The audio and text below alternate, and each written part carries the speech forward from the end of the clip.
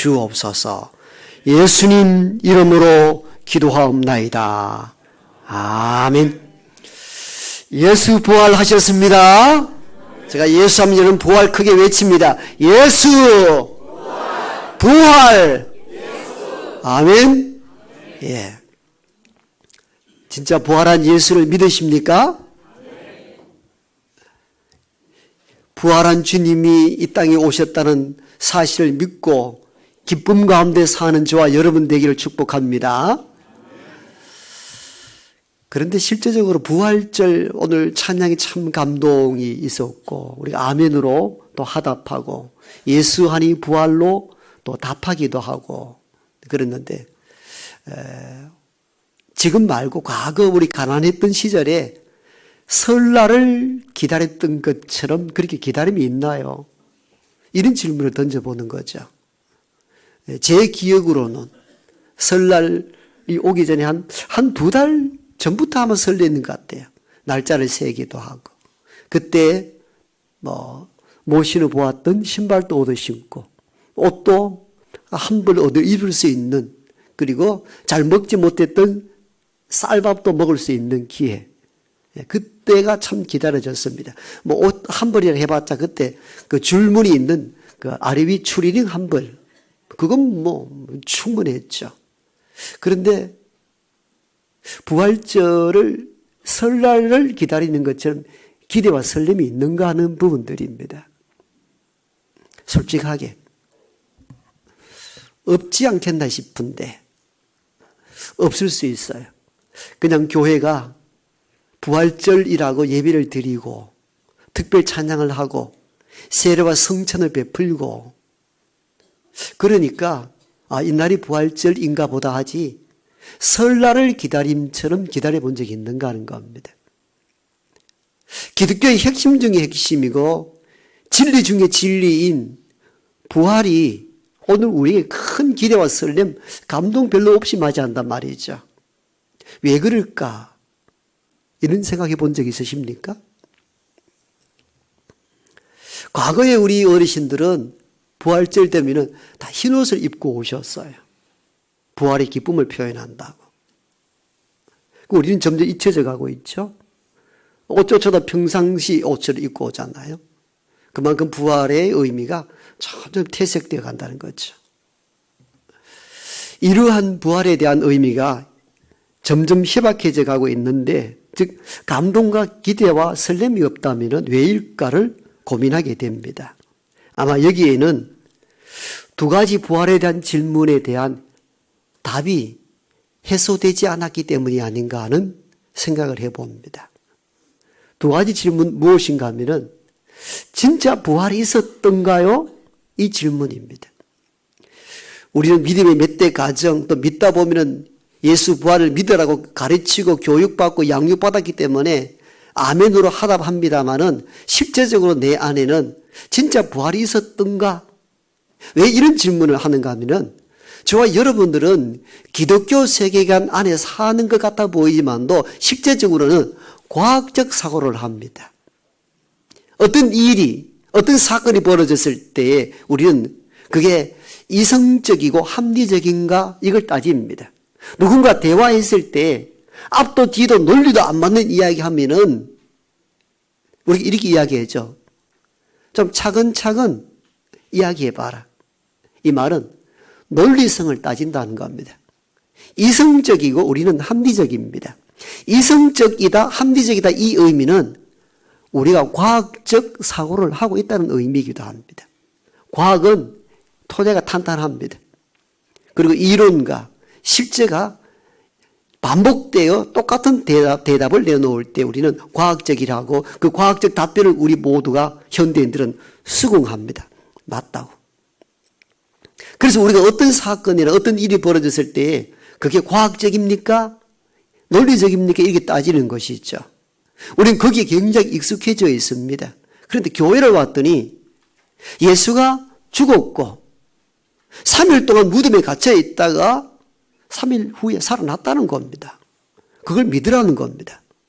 그걸 안 믿겠다 이렇게 하면은 내가 믿음 없어 보이기도 합니다. 뭔가 과학적으로 안 맞는 것 같아서 질문을 이렇게 합니다. 우리가 어릴 때 예를 들면 전도사님 진짜 이 예수가 부활했던 거 맞습니까? 꼬치꼬치 따지면 이렇게 합니다. 너 임마 이리 뒤로 와봐. 이 장로 아들이라는 놈이 그따위도 못 믿어? 고함을 지르면 그만. 내가 그래도 직분자 아들인데 이것 무너서는 안 되는구나. 그런데 내 안에 해소되지 않고 지금까지 이게 담겨져 있습니다. 진짜 죽은 자가 3일 만에 다시 살아났다? 믿으십니까? 믿으면 좋은 분들 몇 분 계시네요. 근데 이게 믿어지지가 않는 거예요. 이게 해소가 안 된 거죠. 이게 첫 번째 심각한 문제입니다. 내 안에 해소가 안 되는 거예요. 부활이 실제적 사건이냐는 게 이게 내 마음에 확 와닿지 않는 거죠.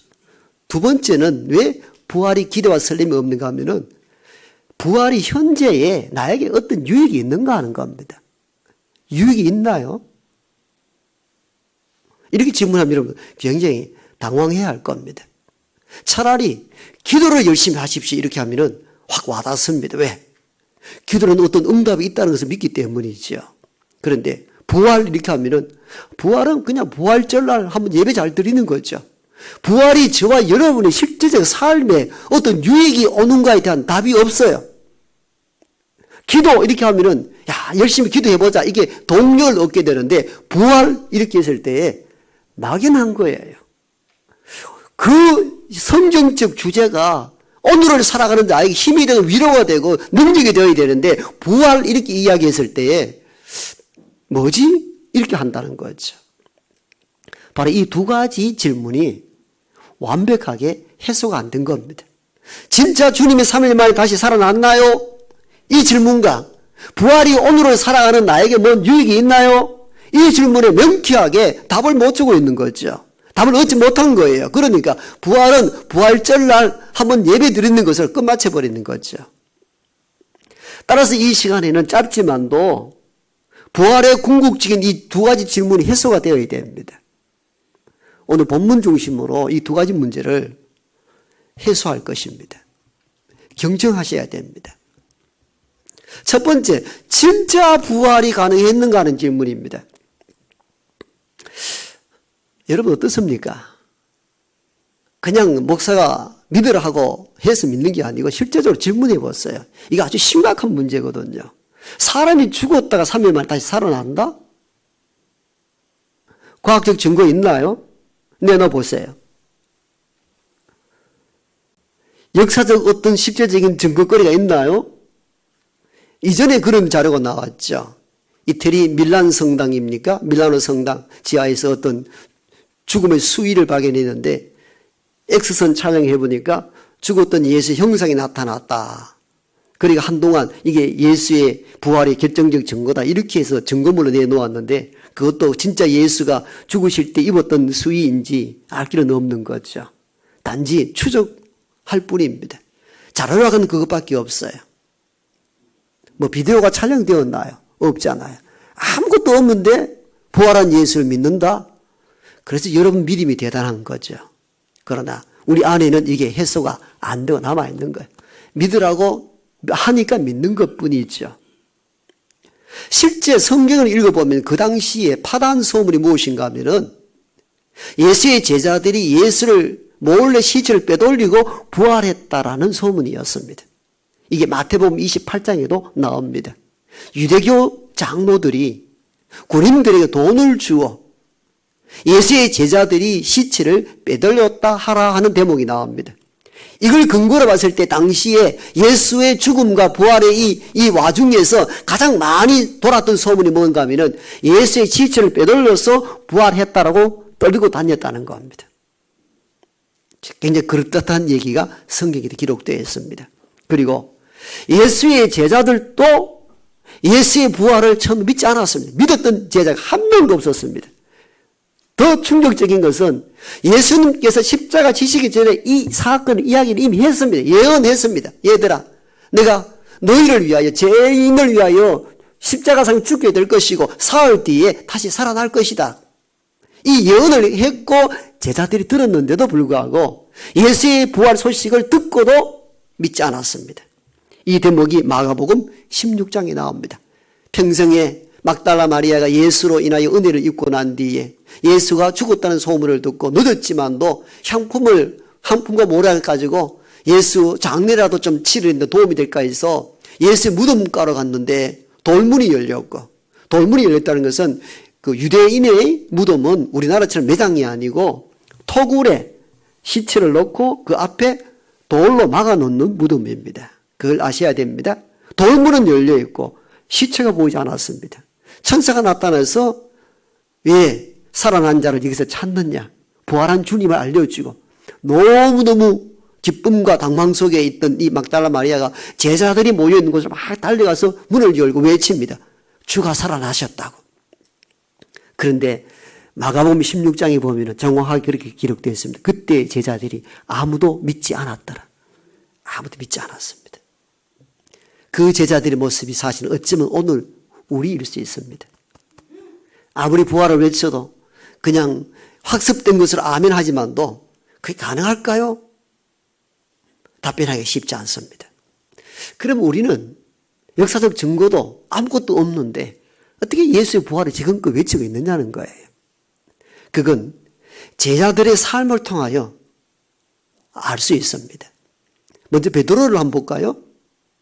십자가 지기 전에 예수가 잡혔을 때 모든 제자들은 도망갔는데 베드로는 내가 죽기까지 주를 따르겠다는 전날 저녁에 약속 때문이었는지 멀찍이 주를 따라갑니다. 예수가 채찍을 맞고 침뱉음을 당하고 모진 고문을 당하는데 멀찍이 모닥불에 피워놓고 그 광경을 봅니다. 그때 옆에 있던 여종이 묻습니다. 너도 저와 함께 한 자가 아니냐? 아니다, 모른다고. 무려 3번이나 부정합니다. 예수를 모른다고. 마지막 3번째는 성경에 이렇게 기록합니다. 저주까지, 예수 이름을 저주까지 합니다. 이게 베드로였습니다. 철저하게 무너져 버렸습니다.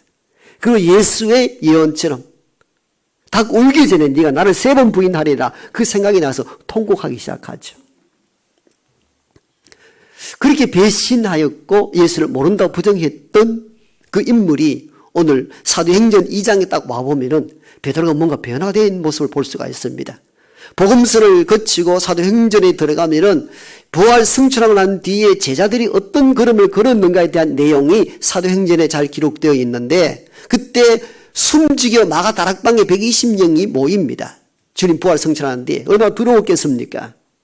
그런데 성령이 마가 다락방에 임하게 됐고 그 뜨거움을 견디지 못했던 제자와 베드로가 이제 문 밖을 박차고 나가서 세상에 예수의 복음을 외치는 장면이 사도행전 2장부터 기록되어 있습니다. 그 가운데 한 부분들이 오늘 읽었던 사도행전 2장 36절의 말씀입니다. 베드로가 어떻게 외치는지 아십니까? 누구든지 주의 이름을 부르는 자는 구원을 얻으리라.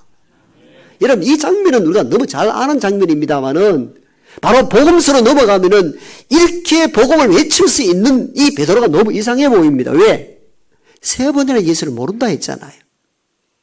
심지어 마지막에는 예수 이름 저주도까지 하잖아요. 근데 사도행전 딱 넘어오면 베드로가 갑자기 바뀌어가지고 이 주의 이름을 부르는 자는 구원을 얻으리라 를 외친다는 거죠. 이뿐만 아닙니다. 사람들에게 너희가 십자가에 못 박은 그리스도 예수를 하나님이 살리셨고 저와 여러분들의 구주가 되게 하셨습니다. 이게 사도행전 2장 36절의 말씀입니다. 그러자 예수에게 돌을 던지고 십자가에 못 박으려 했던 군중들이 가슴을 찢으며 형제 우리가 어떻게 할까 하고 통에 자복합니다. 그때 베드로가 이어서 회개하고 예수의 이름으로 세례를 받고 제사함을 받으라. 그래야 그날에 세례받은 이가 3,000명이 됩니다. 상상할 수 없는 사건이 일어난 거죠. 그렇다면 우리는 부활에 대한 역사적 증거가 있느냐고요? 어떤 자료가 있느냐고요? 아무것도 없습니다. 그 무엇으로 예수가 다시 부활했다는 것을 그렇게 떠듭니까? 저는 제자의 삶을 보면 알 수 있다고 확신합니다. 여러분, 증거물도 중요하지만도 증언도 소중합니다. 이건 법정에서도 인용되는 대목들입니다. 증언. 남은 자들이 어떻게 증언하는가 하는 것입니다. 그러면은 베드로가 거짓 증언할 수 있지 않느냐? 가능하죠. 그런데 여러분들, 죽음으로 끝난 예수를 위해서 자기 목숨을 내어놓고 그 예수를 전할 자가 있습니까? 여러분, 거짓 증언을 하려면 내게 뭔가 이익이 있어야 됩니다. 내가 살아가는데 뭔가 편리가 있어야 됩니다. 돈을 많이 갖는다든가 어떤 높은 자리에 오른다든가 뭔가 유익이 있어야 되는데 예수의 복음을 전하는 데는 나에게 유익이 하나도 없습니다. 즉 세상에 건설을 얻는다든가 물질을 얻는 거 하나도 없습니다. 예수의 복음을 전함으로 남는 것은 고난이요 아픔이요 고통이요 순교입니다. 여러분, 그럼 이해가 됩니까? 이해가 가능하냐고요. 역사적 증거물도 없는데 뭐가 예수가 살아났다고 말할 수 있느냐고요? 말할 수 있는 근거가 바로 여기 있습니다. 제자들은 어떻게 예수를 배반하고 난 뒤에 어느 순간 확 바뀌어서 자기 생명을 내걸고 예수 부활, 예수 복음을 전하는가 하는 겁니다. 이해가 됩니까?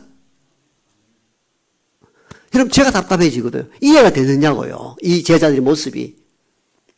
그렇다면 여러분 사기를 치려면요 나에게 유익이 있어야 됩니다. 세상적인 돈을 많이 얻던 게 권세를 얻든지. 그런데 내가 죽음으로 끝나는데 그 사기를 친다고? 그런 사람이 있으면 나에게 증언을 내보십시오. 예수님의 제자들 외에 이렇게 한 일이 하나도 없습니다. 여러분, 예수님의 제자들의 삶을 보면은 그들이 이 십자가 지기 전과 후가 너무 달라진 모습을 발견하게 되는데, 그러면 그 중간에 뭔가 어떤 사건을 경험했겠죠. 그 사건이 그들을 무엇이라고 고백합니까? 예수님의 부활이라 고백합니다. 이 정도 증언이면 부활에 대하여 논증은 더 이상 필요치 않습니다. 그리고 사기를 친다면 한두 명은 입을 맞추어 가능하지만도 10명이 넘는 제자들이 다 목숨을 내어놓고 예수의 부활, 예수의 복음을 외친다. 가능한 일입니까? 예수의 부활이 처음 없이는 불가능한 일들입니다. 가능합니까? 10명 넘는 제자들이 똑같이 죽어가면서 예수의 부활, 예수의 복음을 외친다. 어떻게 가능합니까? 불가능합니다. 핍박이 와 보십시오. 죽음 앞에 서 보십시오. 사실도 거짓으로 꾸미는 것이 세상인데 죽기까지 예수의 부활을 외치고 죽음으로 예수의 부활을 증언한다. 뭘 말합니까? 그들에게 부활은 예수가 확실했다는 것을 의미합니다. 우리도 죽어도 주님처럼 다시 살 수 있다는 부활의 신앙이 있었기 때문에 생명 걸고 주의 복음을 전할 수 있었던 것입니다. 그렇다면 우리는 첫 번째 이 희미한 질문 앞에 저와 여러분이 분명히 답해야 합니다. 예수의 부활이 확실하냐고요? 확실하십니까? 여러분, 이게 성경의 증언입니다. 그 무엇을 갖다 대어도요, 다 아니다가 말할 수 있지만도 목숨 걸고 부활을 증언하는 것은 가장 최종적인 증거인 줄 믿습니다. 그러므로 더 이상 부활이 있니 없니, 과학적이냐 아니냐 논하지 마십시오. 성경을 읽어보면 예수님의 제자들이 변화된 삶을 보면 그 속에 부활의 역사가 있었다는 것은 분명하고 확고한 진리인 줄로 믿습니다. 부활주일에 저와 여러분들이 다시 산 부활의 참 증인 되기를 원합니다. 이제 하나의 질문이 해소되지 않았습니다. 그런데요, 그렇다 치고요, 예수의 제자들이 그 정도로 생명 걸고 복음을 전했으니까 부활이 있었겠네요. 그런데 그 부활이 오늘을 살아가는 나에게 뭔 유익이 있나요? 이 질문이 아직 해소가 안 된 거예요. 그러니까 기대와 설렘, 감동이 없는 거죠. 차라리 내 설날을 기다리는 신발 한 짝 얻으실 수 있는 그 설날이 더 기대가 되잖아요. 왜? 신발이나 옷을 얻을 수 있으니까. 근데 부활이 오늘 여러분에게 어떤 유익이 있단 말이에요. 그리고 이 막연하니까 그냥 부활주일은 부활주일 예배 드리는 것을 마치는 거죠. 여러분, 부활이라는 것을 믿을 때에 상상할 수 없는 놀라운 일들이 일어납니다. 그 첫 번째가 뭐냐면은 예수님의 부활이 있어야 저와 여러분의 기도가 하나님께 응답될 수 있습니다. 무슨 뜻이냐고요? 우리 모두는 기도를 마무리할 때에 누구 이름으로 합니까? 예수 이름으로 하죠. 왜 예수 이름으로 합니까? 그냥 기도 마치면 되잖아요. 형식입니까? 형식적으로 넣습니까? 아니에요. 우리가 드리는 이 기도가 효과가 있고 저와 여러분이 드리는 이 기도가 하나님께 상달되기 위해서는 그 기도를 가지고 올라가는 분이 필요로 합니다. 그분이 예수 그리스도이십니다. 그래서 저와 여러분들이 기도를 끝마칠 때마다 예수님 이름으로 기도합니다라고 고백하는 것입니다. 이 의미는 내가 드리는 이 기도가 하나님께 올림받기 위해서는 중보자 그리스도 예수가 살아 계셔야 됨을 의미합니다. 여러분, 죽은 자가 내 기도를 어떻게 하나님께 올려갈 수 있습니까? 가능합니까? 죽은 자가 어떻게 나의 기도를 하나님께 올려드릴 수 있습니까? 내 기도를 하나님께 올려드리려면은 그 누군가 살아 있어야 합니다. 그런데 뭐 부활이 있든 없든 그게 나와 무슨 오늘을 살아가는 나에게 뭔 문제입니까? 그냥 예배만 드리면 되는 거죠. 그렇지 않습니다. 우리의 기도가 능력이 있고 우리의 기도가 효과가 있으려면은 우리의 기도를 갖고 하나님께 올려드리는 그리스도 예수가 부활하셔야만이 가능한 일입니다. 그래서 부활은 단순한 사건이 아니에요. 그가 살아 계셔야 우리의 기도가 효력이 있기 때문에 부활은 오늘을 살아가는 우리에게도 여전히 능력으로 다가올 줄 믿습니다. 그 다음에 부활이 있어야 저와 여러분을 구원할 수 있습니다.